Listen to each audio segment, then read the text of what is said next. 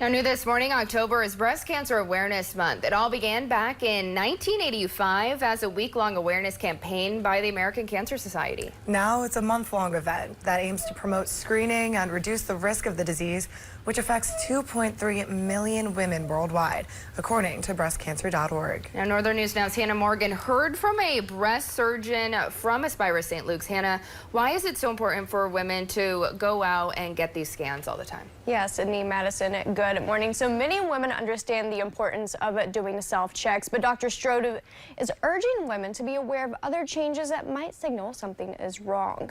So the doctor says although they're trained to feel for a little pee or bump, there are types of breast cancer that manifest differently. For one, the texture could be different. She says that texture differences in one breast and not the other is relevant. I see patients sometimes that come in with a pretty significant texture difference, but there isn't a mass per se. And they, get the idea that that's okay then because there isn't a mass, but texture difference is significant as well.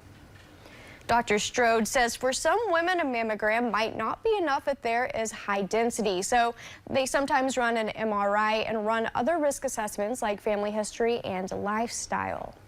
There's a lot of overlap between like cardiovascular risk factor and cancer risk factors. So the number one and number two are going to be diet and physical activity. I think the Mediterranean diet is kind of the recommended diet at this point.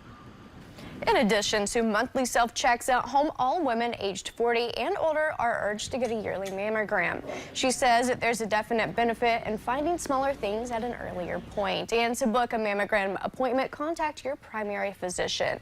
Reporting live in studio, I'm Hannah Morgan, Northern News Now.